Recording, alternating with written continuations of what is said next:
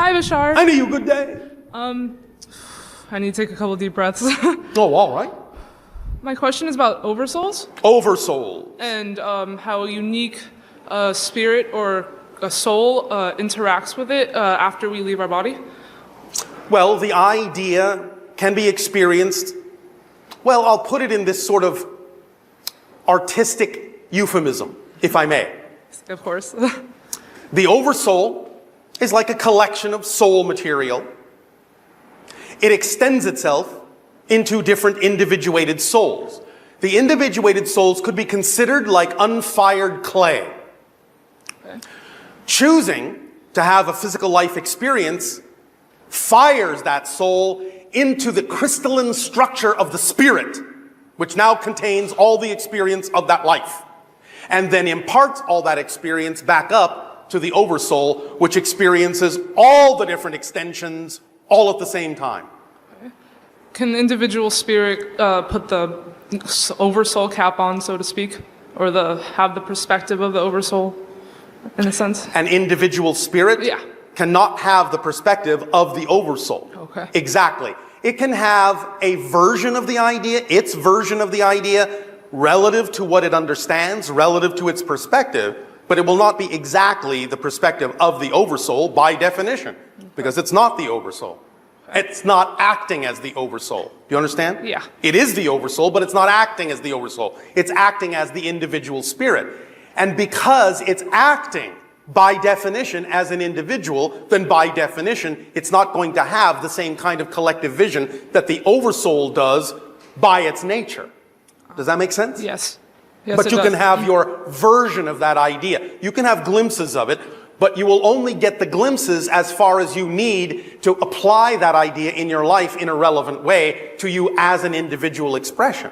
Does that make sense? Yeah. All right. Now, one other thing I would like to remind you all of, and again, this will be somewhat poetic. I'll just put it this way. Non-physical reality, or spirit if you wish, is more true to what you might call your natural state. You understand? Yeah. You don't actually leave spirit and come to physical reality. You're still in spirit right now, having a physical dream while you're there. You never leave heaven. Ever. You're in heaven now, having a dream that you're not. But you never, ever actually leave. There is nowhere to go. Remember the second law? There is only here and now. So everything that happens has to happen here and now, but it happens in a different frequency of consciousness so that it doesn't appear to be happening in the same here and now, but it is. So while you're experiencing this idea, this concept called physical reality, where my soul, my spirit has left the spirit world and encased itself in a body and is traveling around in physical reality, and someday I will die and my spirit will go back. That's the experience from your point of view. That's the illusionary experience, and the experience is valid. The experience is a real experience, but that's not an accurate description of what's actually happening mechanistically. You never leave. You're just dreaming that you have. So wake up. That's what this is all about. It's waking up and remembering that you're already where you prefer to be. Ironically, that means that when you create this experience and forget all this, and you have to remember all this through the process that you're going through in order to discover yourself from a new perspective, the irony is, because many times when you go to sleep at night, you actually expand your consciousness back into your natural state. And when you wake up in the morning, your consciousness is simply focusing down to the idea of the physical dream, the physical experience. So the irony is that when you go to sleep and dream, you're actually waking up. And when you wake up in the morning, you're actually going to sleep. You understand? Yeah. Yes. That's the irony. That's the paradox of this experience. My other question was about foods that, well, more like permission slips that help cleanse your pineal gland. Yes. What about it? Any specific foods that would assist with that? Well, first and foremost, as always, a thorough detoxification of the entire body will help with any functioning of any gland or organ in the system. Yes? Yeah. Secondarily, putting in healthy, nutritious food will also help the body align itself. Removing stress from the system, going into peaceful states will also help cleanse all these energies and the organs of the body. Specifically for the pineal gland, you may find that a few almonds a day may be of great assistance. Okay. Yes? Yes. All right. As a permission slip. Yeah. Does that help you? Yes, it does. Thank you so much. All right. Well, pleasant dreams to you. Pleasant dreams.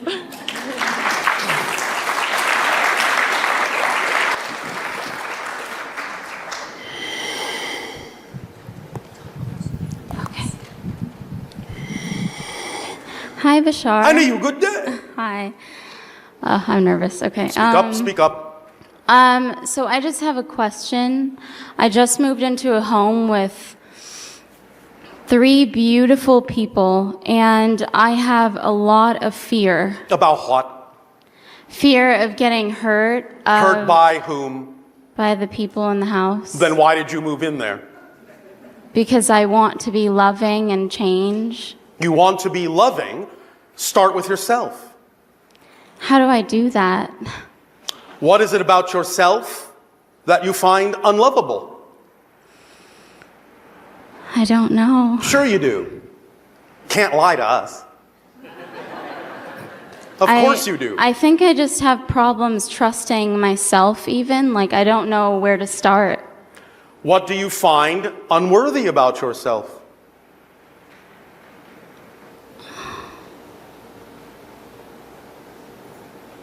Everything. Are you really stumped? Yeah. Oh, all right.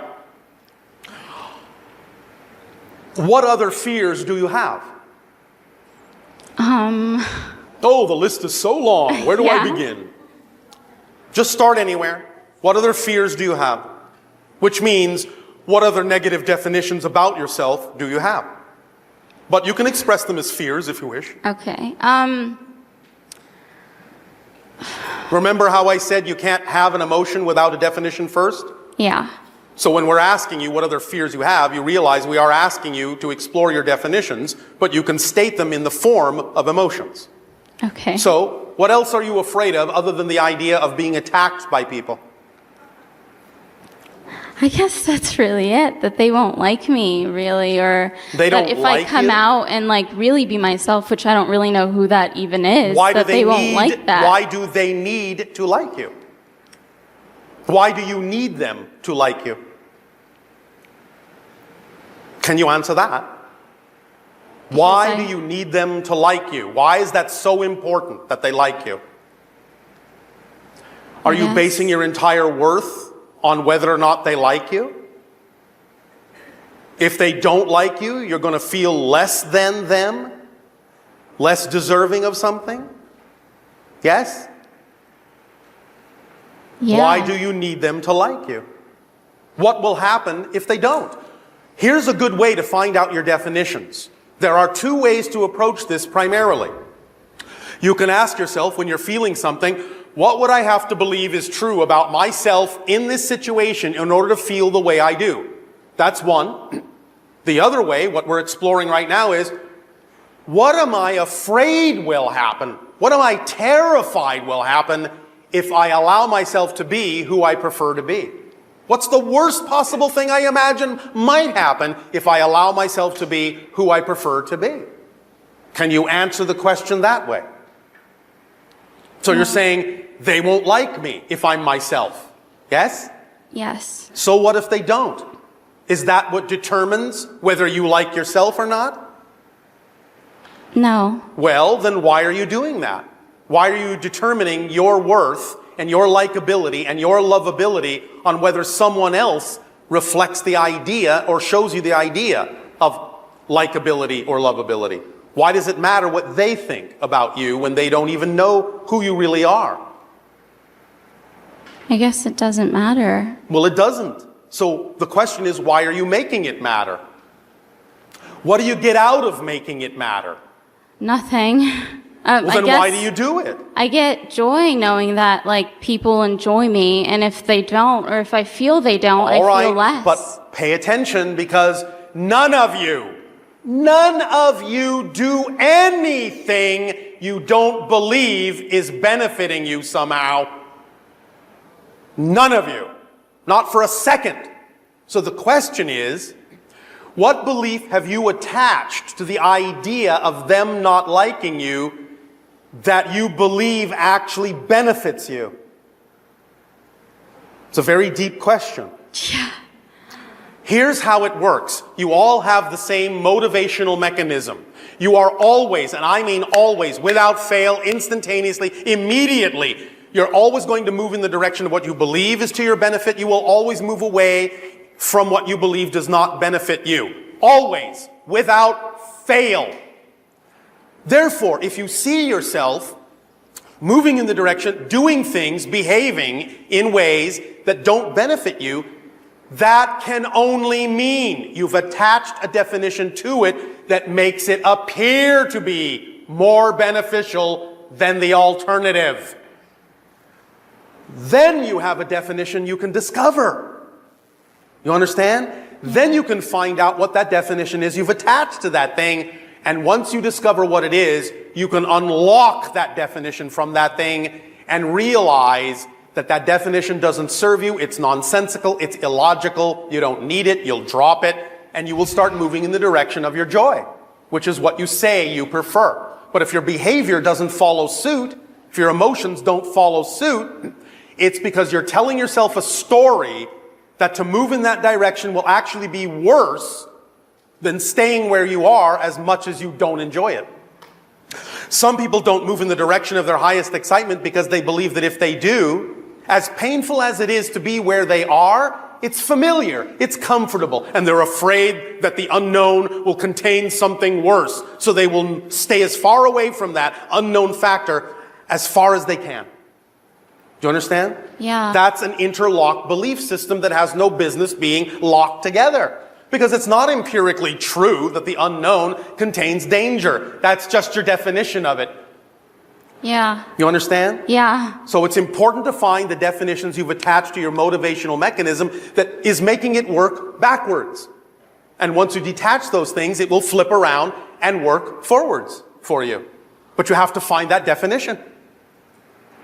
Is this helping? Yeah. So, what are you afraid will happen if you just be yourself? And so what if they say, oh, I don't like you. You're not lovable to me. I guess it doesn't matter. No. No. Because only what you say goes for you. Yes? Yes. And the irony is, you will find that sometimes when you say, they'll say, oh, she's stronger than I thought. I like her. Okay. You understand? Yeah. So, start loving yourself enough to be yourself and allow yourself to have your own opinion of yourself, not one built out of other people's opinions of you. Because those are always much more shaky than your own knowledge of who and what you are, and they cannot stand up. And thus you do not have a strong personality when it's built out of other people's opinions. Because those are just their opinions, they're not yours, and they carry no substance for you. It's just an illusion that they do. Yeah. Bless you. Yes? Yes. Does this help you? Yeah, that helped me a lot. All right, well, go forth boldly. And by the way, we love you. Thank you. Thanks, Michelle.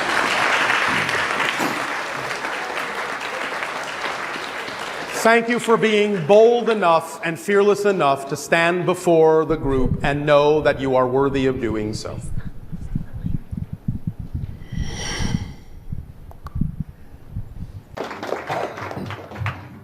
I'm not prepared.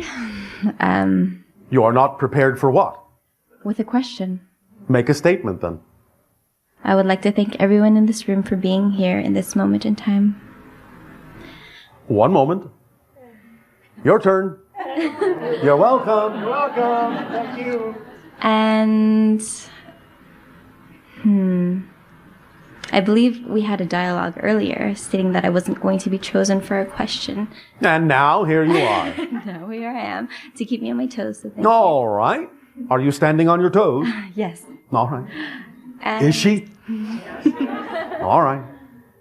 I believe that we are all given divine gifts. Of course you are. You're all divine. You are divine gifts. It's not something you are given, it's something you are. Because you're made of divinity. Does that make sense? Thank you. Yes. You're welcome. And I have been doing a lot of inner work. No, all right. And Hopefully not too much effort. no, with ease and grace. All right. And Yes. I am unraveling my gifts, and I am a healer. Oh, all right. I've discovered that I'm a healer, and I've discovered, or Congratulations. remembered that I'm a healer, and Congratulations. that I am a channel for universal consciousness. All right. And Then go and do with it what you will. I'm trying. I'm doing my I best. beg your pardon. I'm doing my best. All right. I have 3 small children, so Yes. I'm trying to balance You mean like this big? 5, 3, and 14 months. Oh, I see. All right. And I am doing my best and trying to. I'm balancing. You're doing your best. I'm doing my best All right. in balancing. Yes. And? I want to be of service to humanity, but I also Well, you want... are by being yourself and doing your best. That's all you need to do. Okay. That's all you can do is your best. If somebody said, I want you to do better than your best, how is that possible? Yes, of course you will always improve. Yes, of course you will change. But at any given moment, if you actually are doing your best, if you are, how can you do better than your best at that moment? It's all you can do. Do your best. In the next moment, if you change, if you know how to do something differently on a different scale, then do your best at that. Of course you will grow. But at any given moment, if you're doing your best, that's the best you can do. And that's all you need to do. That's it. Do you have too many expectations of yourself? Yes. Why overburden yourself like that? I have no idea. Does it make you think that you're more deserving of whatever it is you achieve? No. If you have to suffer for it? No. All right. Then why not lighten your load a bit? As we said earlier, lighten up on yourself a bit. Okay. Yes? Yes. Well, why not? Any reason? You afraid of something? Afraid of someone saying something, thinking badly of you? If you become yes. who you wish to be? Yes. Who? Family. Well, why would they think that? Why would they think badly of you being who you actually are? Is it because they want you to be someone you're not? Yes. All right, well, can I ask you a question? Please. Is it possible to be someone you're not? Yes. It is? How? Enlighten us. How can you be someone you're not? You can, to use your Try. word, try to be someone you're not, but you can't be someone you're not. Go ahead, be someone you're not, right now. I believe that we are socially conditioned to the point.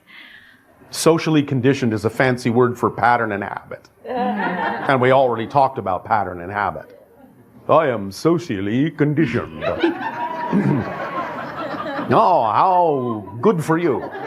If you know you're socially conditioned, you're no longer socially conditioned. Thank you. So, even though your family may not know this consciously, in their hearts, what they really wish for you, in their spirits, in their souls, in their hearts, is for you to be who you truly are. That's how you honor them. That's how you honor yourself. I know that in their physical minds, they may not think that way, but if you are going to be the good daughter, how about you think better for them? Can you elaborate? Think better of yourself on their behalf, if they can't do it for you. Thank you. Does that help? Yes. Then you will be honoring their legacy, even if they don't know that's what you're doing. Because they really do want you to be who you are, even if they say differently. Make sense? Yes. All right. Because if you're not who you really are, if you're trying to be someone you're not really part of their family anyway, are you? Yes. You understand? Yes. All right. So if you really, really, really want to be of the family, then you need to be who you really are. And by doing that, maybe, no guarantees, but maybe you will act as an example for them to also choose to be more of who they are so they can see you through different eyes. They don't have to choose that. And it doesn't matter whether they do or not. It has no effect on what you choose for yourself. But if you're not really willing to be yourself, well, I'll just put it to you this way. This is not being said this way for the purpose of causing guilt. But if you're not really choosing to be yourself, aren't you kind of throwing the gift of life they gave you back in their face? Yes. All right. So, be yourself, no matter what they think, because they're not you and you're not them. You're unique. It's all well and good to listen to them for possible guidance. You may have missed a thing or two, and you might want to hear a different point of view now and then, but it's up to you to decide whether or not a point of view someone gives you is true for you. And if you decide that it's truly not, then it's not. So don't live a lie. Live your truth, or you're not living at all. You're just kind of hanging around. There are many people on your planet who are not dead, but they are wandering ghosts. Flesh yourself out. Be fulfilled. Yes? Yes. All right. Does this help you? Yes. All right. Thank you. Gratitude. Hi, Bashar. And you good day. I don't really know that I have a question. I would like clarification. About? My life situation. Once upon a time when I was younger, when I wanted to move somewhere, such as Hawaii and Australia and Papua New Guinea, I just got up and moved without fear and without any thought of consequences. And now? And now I'm older, and I want to move back to California and... How old are you? 65. What a baby. What a young whippersnapper. Okay, so I'm just saying... I am 178. I know. So, what is preventing you from moving where you say you prefer to be? My issue with money, which I My always had issue that. with money. Yeah, I don't have the money. I don't have the desire to move and take risks and just do it and not know what happens like I used to. All right, then don't. I know. And that's what I'm doing. And You have to honor your belief system. If you don't believe your excitement will support you. But all that means is you don't understand what it means when excitement is complete kit. But that's all right. okay, so that's it. You have to honor your belief system. Obviously, you're saying you don't prefer to. So let's examine it step by step. What specifically now looks like a risk that didn't look that way before? And what's the difference between now and then? The stories in my head about California is expensive and I can't find a job and can't support myself, and What changed? I didn't think about those things before. That wasn't even an issue. Then why are you thinking about them now? That's a good question. I don't know. Thank you. Oh, I know you do. You have a good answer in there somewhere. What changed? What changed? Oh, I'd like to cop out and say life experience, but All right. Well, it's all right. You can say, well, I picked up some ideas along the way. Okay. They may not necessarily be in alignment with who I prefer to be, but I picked up some ideas. okay, I'll go with that. All right. But if you know that you don't prefer them, why hold on to them? How do they serve you?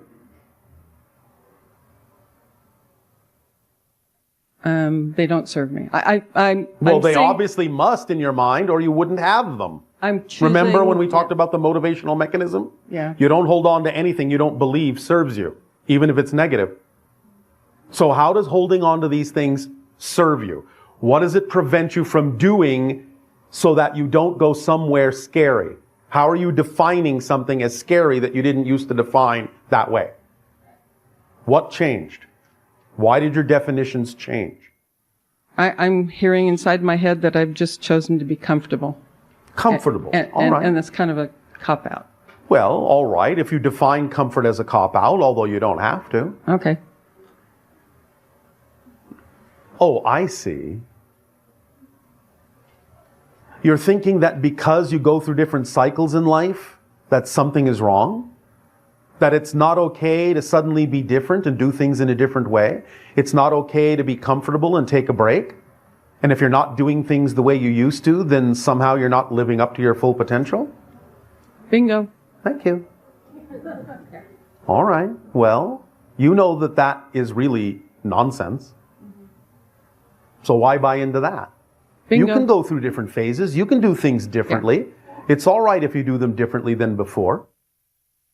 As long as they're in alignment with who you prefer to be, that's okay. Is that okay? Yeah, I'm getting the judgment in being comfortable and not being the doer all the time. It's similar to the idea on your planet that when people experience depression, they're defining their experience in a negative way and so experiencing it as depression, when in fact all it really is the natural compression that happens when you know you're looking for answers that can't be found out there. So you go to where you know they are, within. And you reevaluate yourself and you redefine yourself and you emerge as a new person, literally.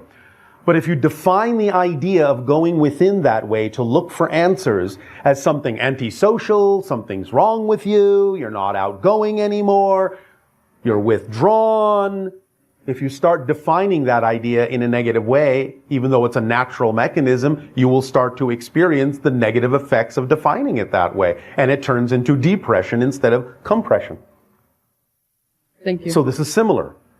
This is why we say it is so absolutely crucial to pay attention to how you define things. Listen to your definitions. Really pay attention to what's going on. When you have an experience, catch yourself. Catch yourself when you label something negatively.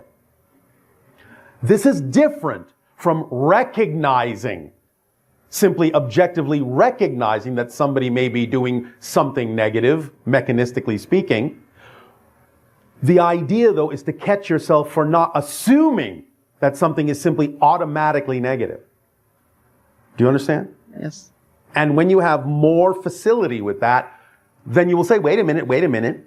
I don't have to define this state I'm in now as negative. Let me explore. What kind of ideas can I assign to this that are more positive?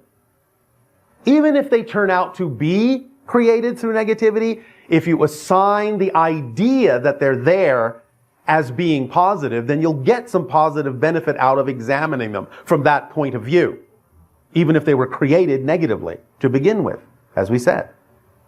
Just neutralize it and give it a positive meaning so you can get the positive effect, because remember, you can't perceive what you're not the vibration of. So you can't be inspired as to how the situation could serve you in a positive way if you're not in a positive state first about it. Okay. If you're not in a positive relationship with it. Does that make sense? Yes. All right. So when you find yourself, all right, I'm pretty comfortable here. And when you find yourself going, oh, something must be wrong. I'm now not doing this. I'm now not doing that. I'm doing something different. Oh my goodness, what's wrong with me? Catch yourself when you start doing that and say, wait a minute, this doesn't have to be labeled like that. Let me see. What positive ideas could there be for me now changing my behavior, changing the way I'm doing things, changing the way I see something? And start inventing positive labels and start applying them. And then you'll start getting the benefit and you'll get the perspective that will allow you to tell the difference between something that is really a negative act and something that might just be unexpected. Okay. An arrow pointing in an unexpected direction instead of being defined as a brick wall that obstructs you. Yes? Got it. Helping? Yes, thank you very much. You're very welcome. Happy journey.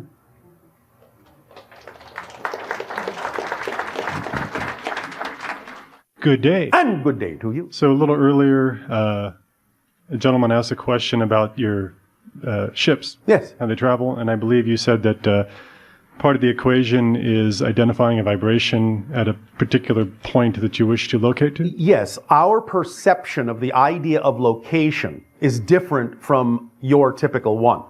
Most people on your planet assume that location is where an object exists. We understand location as one of the properties of the object itself.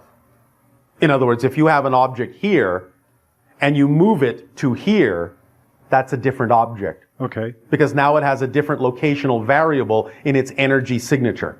So if you have the object in location A, To you, good day. Much love. And to you as well. A couple of questions for you. One is based in religion, and Yes. the other in science and medicine and innovation. So, Yes.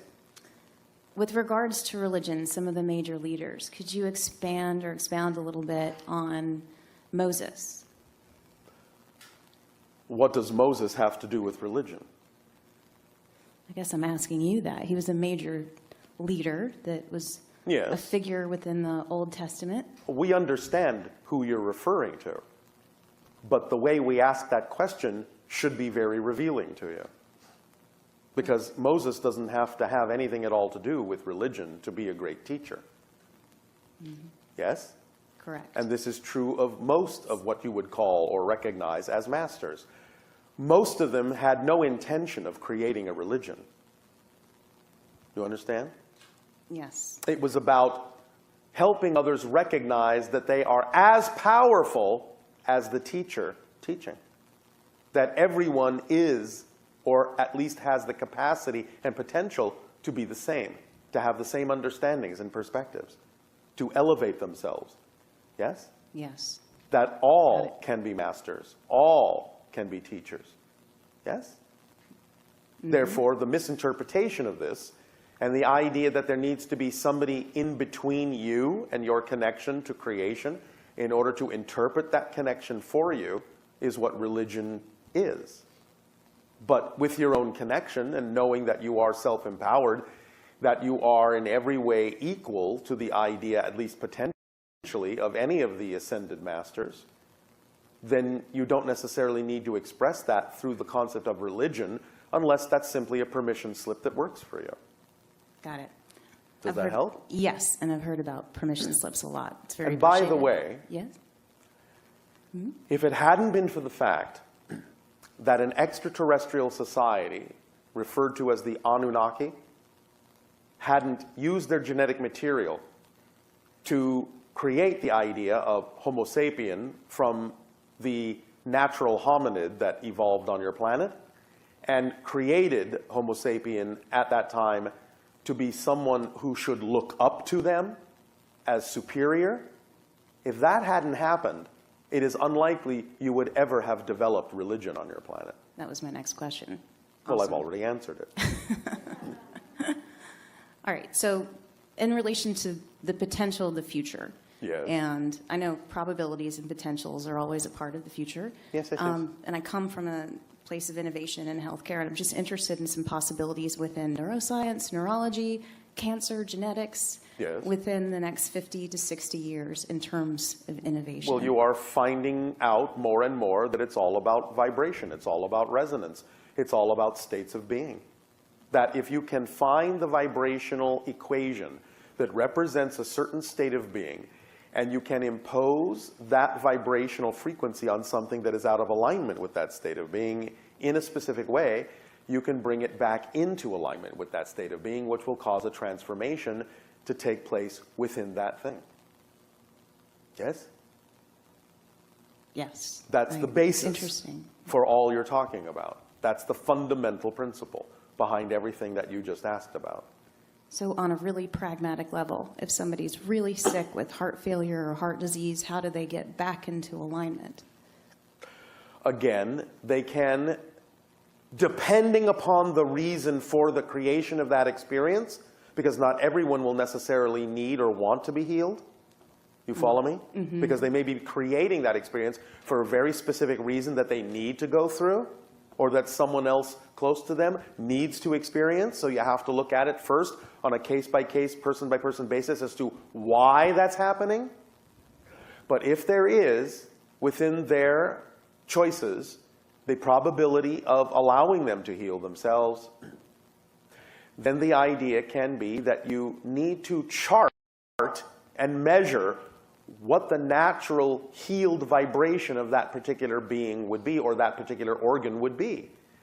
And then imposing that vibration in a specific way, at a specific frequency, into that area can either allow the tissue to regenerate back to that vibrational state that represents the healed state, or at the very least may cause certain inspirations within you if you need to go through a process to create the process that is necessary to bring that organ back to a healed state by just simply immersing in that vibration that represents the healed state of that organ. Very cool. Thank you. Very interesting. Does that help you? That helps a lot, yeah. There is also a technique that was used in Atlantean times that is kind of akin to the concept of hypnosis, because in hypnosis you can actually be unlocked from a particular reality idea, and you can be induced into another reality idea. More exploration on the concept of what you now presently refer to as multiple personality disorder may be important here, because there already have been measurements of different personalities having completely different physical states. Yes? One personality can actually have a disease, but when it shifts to the other personality, there's no sign of the disease. Yes, there are case studies. When you can really understand what's going on there, you'll have your answer. Yes? Because they are actually, regardless of whether it looks like it's the same body, the same person, they are actually two different people. Yes? Okay, that's amazing. And there are always alternate and parallel versions of everyone. Yes? Yes. Somewhere there must be a parallel version of a person with a disease that doesn't have it. All right. Finding that vibration and inducing them to follow and match that frequency will allow them to become that version of themselves that not only doesn't have the disease, but never did, because it's not in their history, the new person that they're becoming. Yes? Making sense? Yeah. This is a way to use parallel realities as a healing technique. Then that, to some degree, is the future of medicine. Thanks. You are welcome. Appreciate it.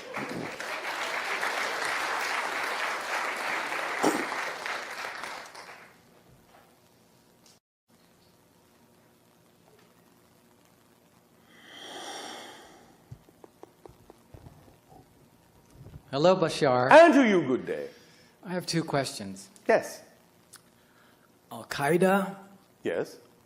Boko Haram, Al-Shabaab, and the Islamic State. Is there a message or a commonality and maybe you could just explain kind of what's going on? We don't always get the news stories or the right. There are several things. things. Again, in terms of the expression that would be the negative side, there is, as we have already been discussing, a lot of fear-based beliefs, a lot of sense of being attacked, a lot of sense of diminishment, a lot of sense of lack of self-empowerment. So there is a lot of fear that reveals itself in the lashing out that is done. Yes? Yes. Does that answer your question sufficiently, or is there something else you wish to understand? So there's fear on the part of the organizations like the Islamic State or Al-Shabaab. Of course. Again, as we have already explained, the greatest power requires the gentlest touch. If anyone has to force an idea, an ideology, a perspective on anyone else, what they're saying is they don't believe in the power of that idea. Because if it really was a powerful idea, why wouldn't everyone gravitate to it? Because everyone wants to feel powerful. Yes? Yes. So if an idea is not being gravitated to, yet someone believes that it should be and forces others to do so, they don't believe in its power either. Yes? Right. Okay. Thank you. And the second question is, in your world, what kind of leaders, or do you have leaders, and how are they chosen, and what is their role? No. As we have described, we function on synchronism, pure synchronicity. Everyone is exactly where they need to be, exactly when they need to be there, just by following their highest passion. Now, there are individuals who may choose themselves to be organizers of sorts, to help facilitate an amplification of synchronism in many ways, to ensure that things are running smoothly that way. But they're not, in that sense, leaders. We have no government in the way that you choose to express that idea, because everything functions synchronistically. We understand the mechanism of synchronism, and we use it. And therefore, the leader, if you want to call it that, is synchronism itself, is the structure of existence itself that we simply take advantage of. Yes? Yes. Does that make sense to you? Yes, it does. Does that answer your question? Yes. Was there something else? Well, I wanted to ask a little bit about the pyramids. So Which ones? Since there are so many pyramids in Egypt and in Asia, is there also an era of when those were built and for a certain like global meaning when they were built? The oldest ones, yes. Approximately 10,500 BC, as you call it. And they had great understanding of what they were doing. Then the knowledge was lost over time, and a lot of the later pyramids do not function in the same way that the earlier ones did. The Great Pyramid of Giza served many different kinds of functions when it was operational, in its pristine state, not the least of which was that initiate priests, when brought into the understandings of the mysteries of creation, would be led into the king's chamber and would lie down in the stone coffer, and they would be taught to generate the gamma state in a meditation. And the stone coffer and the king's chamber was designed to amplify and magnify that gamma state to the point where it reverberated and amplified, and then suddenly popped them out of their bodies. So that in astral form, they could go to higher realms, gain knowledge, bring it back, and share that knowledge with society, although, of course, the priesthood usually kept those things to themselves as to how they achieved that knowledge. They would just simply dole it out as they needed to. You follow? Mm-hmm. Does that answer your question? So could we do the same thing if we went into the pyramid? Well, yes, to some degree, although, again, there has been some deterioration over time, so it's not really functioning at peak performance. Mm-hmm. But, yes, it could be used as a permission slip if you yourself add to it all the things that are missing in your own energy field. Does that make sense? Yes. Use your own energy field to add the things that are now missing. And you could achieve the same effect, yes, as a permission slip. Of course, you don't need the pyramid to do that necessarily. Mm-hmm. But you can take advantage of that if you wish. It's up to you. Okay. Good. Yes? Yes. Thank you. Thank you.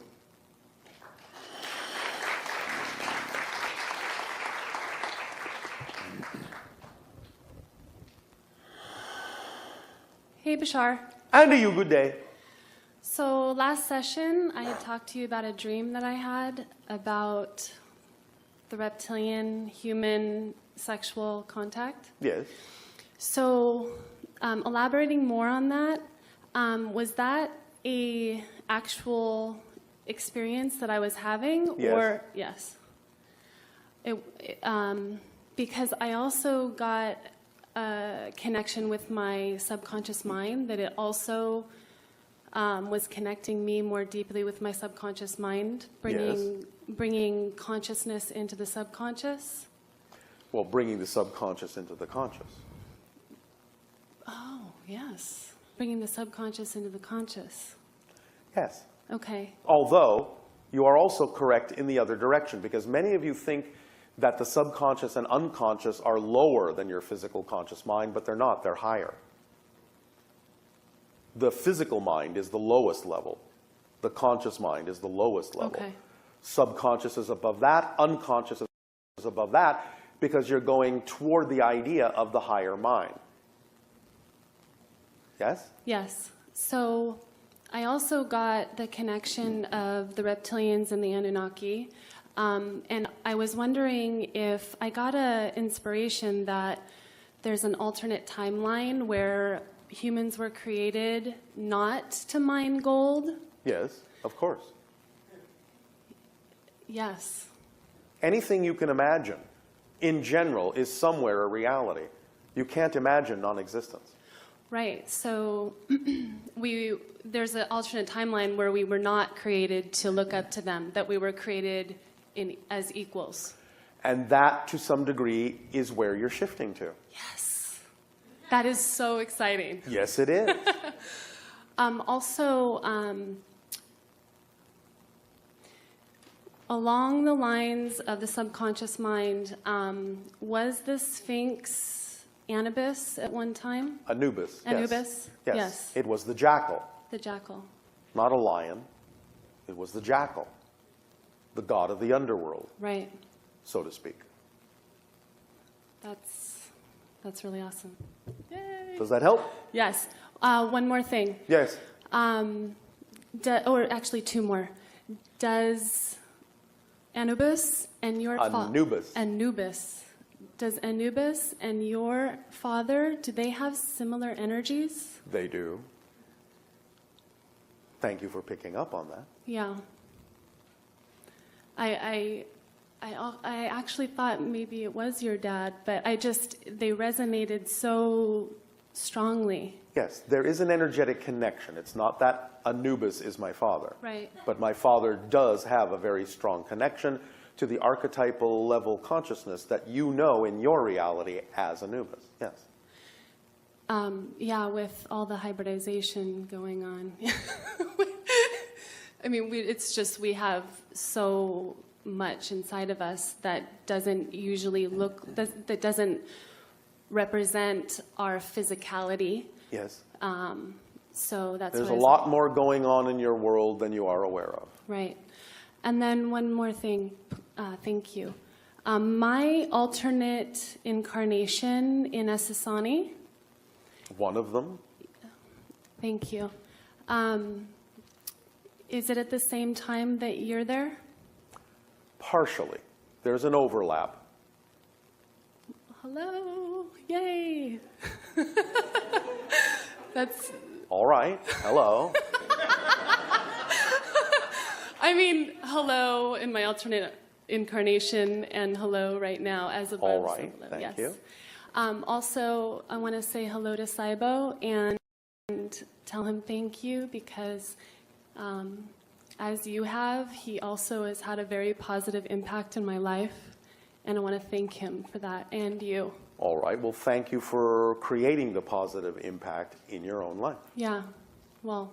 Thank you. Thank you so much. You are welcome so much.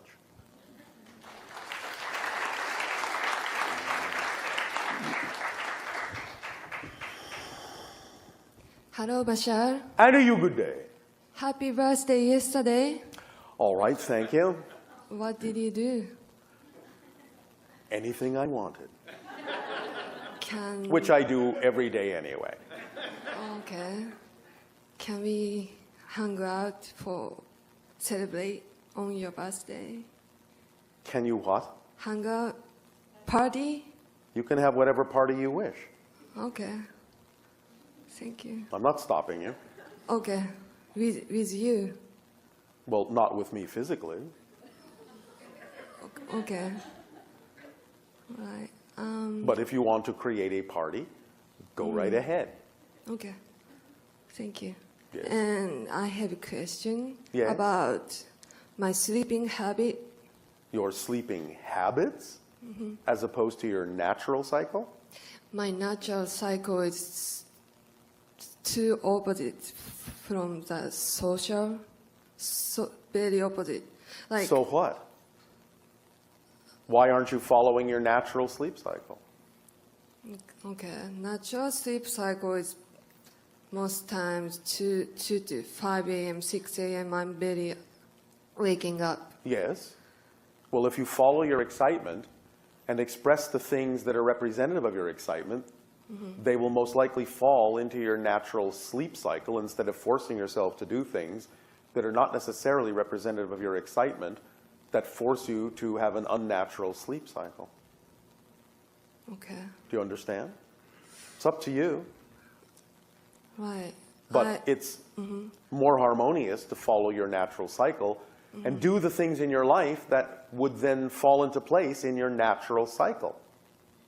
like it's not really bother like used to be, but still sometimes when I think about, oh, I couldn't make this because I don't like waking up in the morning. I don't know, like. You're just creating excuses. Are you acting on your highest excitement every moment that you possibly can? Yes or no? Yes. You are? Are you sure? Yes. Doesn't sound like it because you just said you were not following your natural sleep cycle. Wouldn't that be more exciting? To be able to follow your natural cycle? Yes. Then when I asked you if you're following your excitement and you said yes, you were fibbing. Okay. So stop fibbing and follow your excitement, part of which is your natural sleep cycle. And when you do that, things may come to you in that cycle that will be representative of things you can do that will fall into that natural cycle. You don't have to force yourself to do things and have a sleep cycle that is not natural for you, because that will make you tired. Right. It will exhaust you. It will not really refresh you. You may be able to endure it for a while, but it won't really energize you.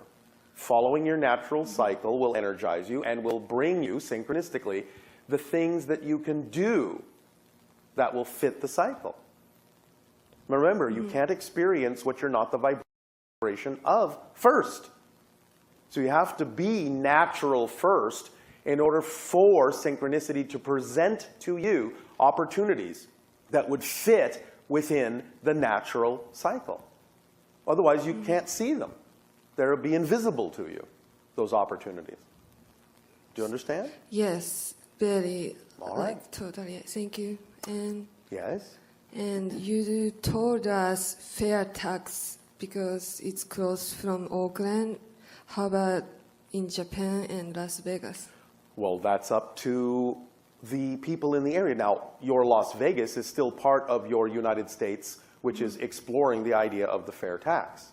Japan, obviously, is a different culture. But you can create something similar if you wish. It's up to you. We're simply saying that at the moment, is the most aligned representation for what it is, based on the economic structure you have, for what it is that would best avail the health of the economic structure. We're not saying that this is the ideal scenario ultimately. You will go through many different transitions with regard to the economics of your world, and you'll have many different ways of expressing that idea. The idea simply right now is that as you have designed your economic structure, the fair tax is the one that is most aligned for the growth and natural health of that economic structure at this moment. Okay. Does that help? Yes. Thank you. Thank you. I have one more question. I beg your pardon? I have one more question. Yes. I had a dream 2 weeks ago about Mount Shasta. Yes. And I will still remember how he looks like. White skin, brown hair, and a little ugly face. And right after I woke up, I realized he was like gatekeeper for Mount Shasta. In some senses, yes, although that's a slight interpretation in human terms. But nevertheless, is that someplace you're attracted to go and explore?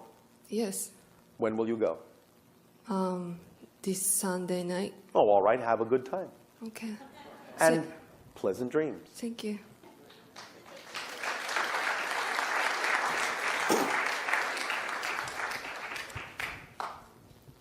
Hi, Bashar. And to you, good day.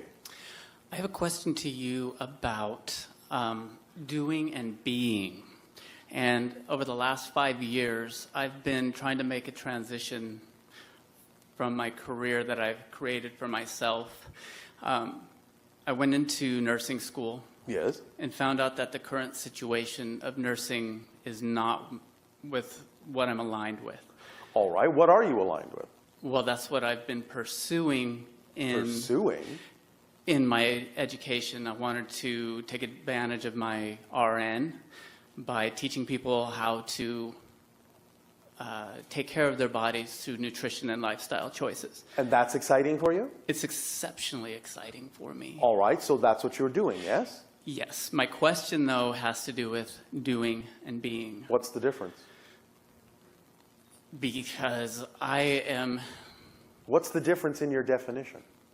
Doing is like, you got to do. I've got this list of tasks that I have to complete in order to accomplish what it is I'm wanting and to. Being? Feels more in alignment with what you were talking about in terms of... If you are in the state of being that is appropriate for you, harmonious, and in alignment with your true frequency, the things that you need to do will also align with your state of being and will not need or require effort so much as you will simply take the natural actions that are the natural flowing result of being in that state. So it won't necessarily have to be a list of tasks that you have to do. There may be some of them, but remember that synchronicity is the organizing principle. Yes? Yes. And if it is the organizing principle, which it is, then by acting on your excitement, the things that come with the highest excitement, in whatever order that they come, are the things that need doing. But you will do them from a state of being that allows them to also be exciting actions. And it will not be more than you need to do. It will regulate itself in order, in timing, in everything, in such a way as to show you exactly what needs to be done and when, and no more than that will be needed. Does this help? Are you understanding this concept? It does. Yes. In translating it in my life has been the challenge, because I've been applying what you talk about. It's but like, you're not. That's the point. You're not. Not quite. You're still allowing outdated definitions to create a sense within you that more needs to be done than may need to be done. You're not letting synchronicity show you what needs to be done. You're making an assumption of what you need to do. Yes? I guess so. You guess? Or you know so? It's just, I feel like I'm doing, okay. So I'm not getting paid. Let's take it to a specific level to help illustrate the point. Can you describe the idea? Now you're doing what excites you, yes? Can you describe the idea of this list of tasks and how you create that? Okay. I'm working with, I have 3 people that I work with. Yes. And that when I work with them, it really elicits that feeling of excitement. I love it. They're making changes. We all are really excited. And so? Okay, so where does the list there's come in? this on this side over here, and then there's what I've been doing for work over here, and I'm trying to make the leap of, see, these people aren't paying me. I'm doing it to elicit that feeling of excitement, but I haven't. Like, to get out and to market what I'm doing requires time. So there's more things that I have to do. So what? Why isn't that part of your excitement? Because it's one more thing that I have to do. With all it's one more thing. If you were doing it in the way that is exciting for you, it would be one more thing you wouldn't be able to wait to do. You're not doing it in alignment with excitement. That's what we're saying. You're making those things look like tasks, defining them as something other than your excitement. If those things actually need to be done, there is a way to do them that is part and parcel of your excitement, and you're not doing them that way. That's why they feel like they don't belong. That's why they feel like tasks. Because you're using old definitions about the way you're going about doing those things, or think that you have to go about doing those things and making them non-exciting. When you could be inventing ways to do the things that need to be done in more exciting ways by using your imagination and not just assuming there's only one way to do these things, to get the word out, to market yourself. You're limiting your imagination with these definitions that limit you. Yes? Yes. Can we use your imagination to come up with something, as you would say in your language, out of the box to advertise and market yourself in a way that would be more exciting for you? Will you allow your imagination the free rein to do that? Or are you going to keep it in a box? I will take it out of the box. All right. So now open up your imagination, and now comes the idea of, I'm excited to market myself, to get the word out that I'm doing this. That is exciting, yes? Just getting the word out, is that exciting? Relating to people is exciting to me, and then it naturally flows from me when I do that. So yes, that All right. is exciting. So first question, why isn't that enough? Because I'm still compressing my vision around that. I've got to work this amount of hours per week to make enough money, and then when I get home, I'm dead tired, and I'm like... Then why don't you charge more? I have been. I've jumped up my rates a lot. Do you feel good or bad about doing that? I feel fine about it, but I kind of feel like I've reached the ceiling for what I'm doing, and now I'm trying to make the leap over to what I'm wanting to be truly doing. But you keep going back and forth here. No, you keep going back and forth between two completely different ideas. I know. That's what I'm living, is two completely different ideas. But stop. That's what we're saying. Why aren't you just living your excitement? Don't you believe it can support you?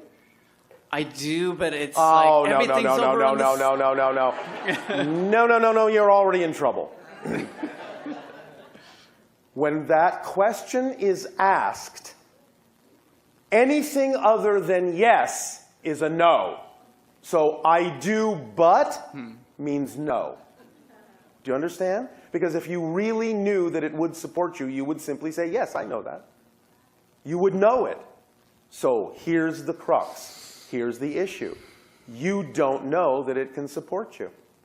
You're not sure. You don't believe it. That's where you need to focus. Okay. Yes? Yes. What are you afraid of? Why don't you believe that what really excites you can support you? Because of the complexity of relationship and talking about money and how it's like bringing that into the dynamics of a relationship and saying, I mean... What are you saying? I'm just Is this another way of saying that you don't like to charge for your services? No. What are you saying? I'm saying that I'm making money to support my family and myself. I understand. And you do understand that the definition of abundance is wider than just money, yes? Yes, I do. Are you sure? Yes. All right.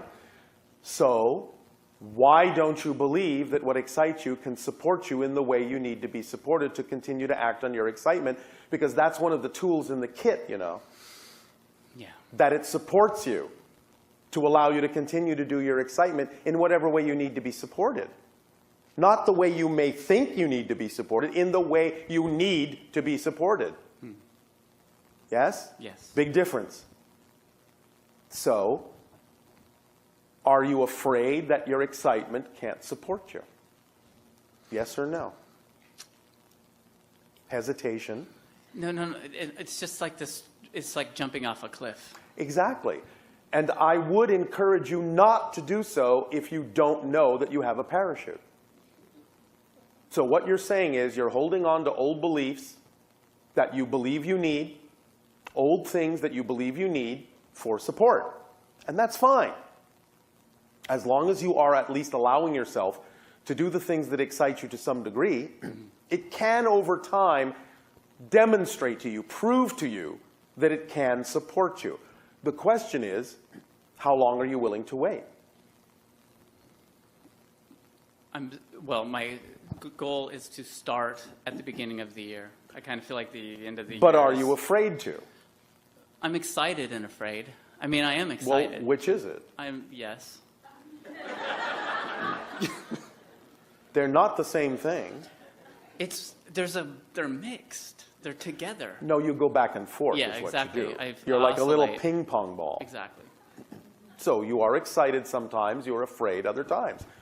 So in the meantime, use that process. Find the things that you're afraid of. find the beliefs that generate the fear, identify them, let them go. That's your task right now. So that when you clear yourself out, you will just be excited and you will know it can support you. Yes? Yes. Does that help? It helps tremendously. Are you a little bit more excited now? I'm a lot more excited. Oh, all now. right. Thank you. Thank you.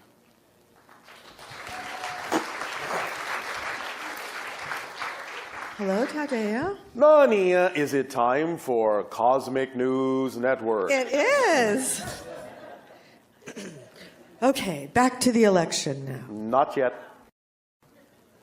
You have What more time news? is it? I think we have about 10 minutes. I didn't ask you that, did I? I'm not going to tell you. Oh, all right. This is Cosmic News Network signing off. No. What time is it? No, because some people ask questions that What we weren't. time is it? 3:30. Can we have 10 minutes? Thank you for asking. I did. Did you? No, you told me. No. Somebody help me here. I don't want to get into trouble with you. Too late. Please proceed. Okay. Trump appears to be a bit dumbfounded by having his bluff called. Well, it's very rare that someone is smart-founded.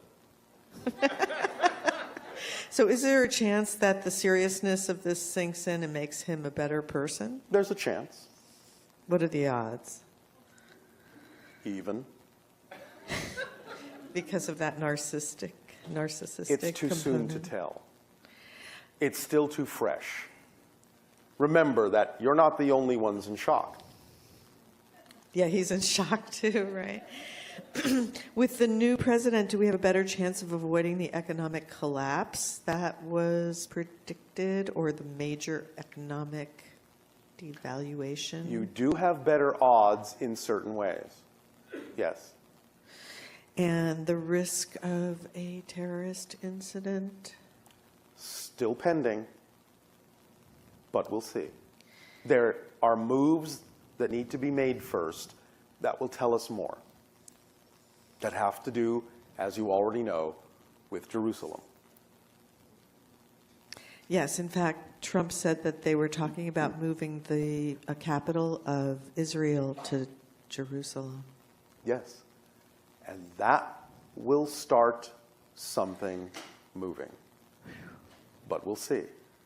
There are other pathways through it other than a terrorist attack, but we'll see. It's too soon to tell.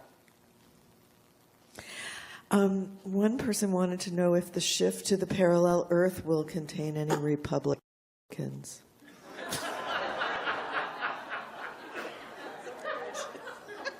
In the sense that there will be an interim period where it will be more representative of the original republic, then yes. But not in the way that they exist now. So as the parallel realities get farther and farther apart, will literally you stop seeing at some point the people who are of opposing viewpoints? Yes, eventually. But that's not like for a long time, right? Long is relative. Some people may see it in their lifetime. Others may see it in a generation or two. Depends on how they're looking. Depends on their perspective.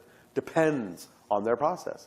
Depends on how long they may need something of opposition to hang around as a reflection. Depends.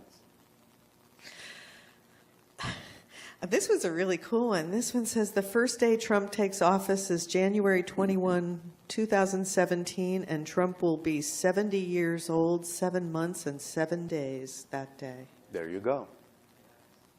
What does that tell you? Lucky 7? That it's not an accident.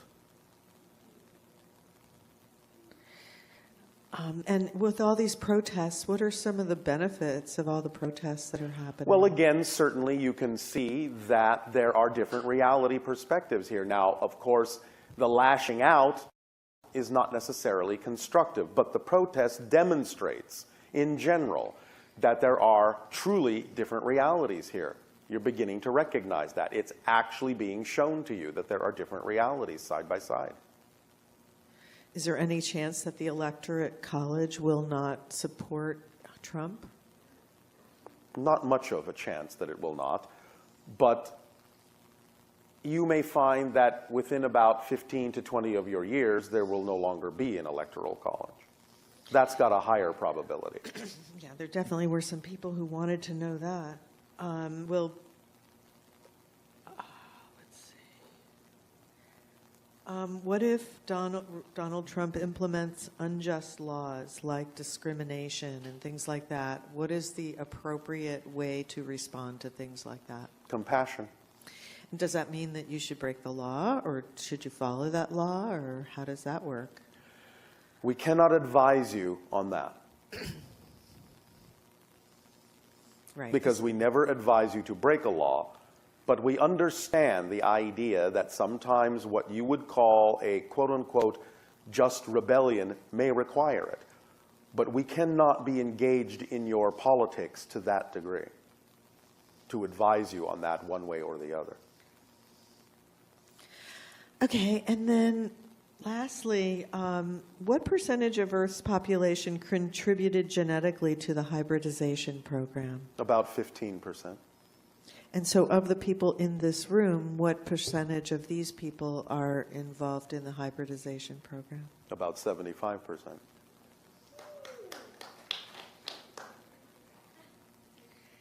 And do you know what happened to Napoleon when he was inside the Great Pyramid in Egypt? He had a vision.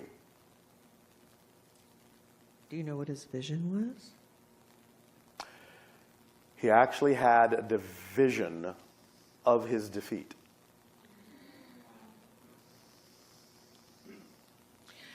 And sought to see if it could be changed. No. Because he stumbled into a vibration that represented a parallel timeline. He understood there were other options, but did not really understand the amount of momentum that was behind the timeline he was already established for himself. Oh, that's interesting. Okay, and lastly, for those of us who are joining us in Europe and are quite concerned about what's happening in Europe, that there's a lot of antagonism around the refugees coming into their country, and that it seems like the immigration issue is a big one here too. Yes. And so they were wondering what you could share with us about this mirror reflection that's happening in both locations, and what is the best way to approach the whole situation? At this time, that is a subject that we would need to spend more time on, and we will not address it at present. Okay. So, but in terms of the people in Europe staying calm, I guess, with all the change. Absolutely. It's the same ideas that we've had here. Yes. Which is that you find a positive way to find the path through it now that all bets are off. You have the opportunity to start crystallizing a reality of your preference in a variety of ways by acting on your passion, because now everything is unlocked. Now you don't have to rely on what's expected. The unexpected has now reared its head so strongly that you are truly unlocked from the idea of any expectation other than those that are truly relevant. So allow yourself to take advantage of this limbo state by understanding there is very little now restricting you from crystallizing the reality that you prefer. Okay. Well, thank you. Thank you for that update from the Cosmic News Network. It is our pleasure. And since you're in charge, what would you like to do now? We would be very excited for all of you to take a short break. And then we will resume the transmission with your holotope experience. Okay.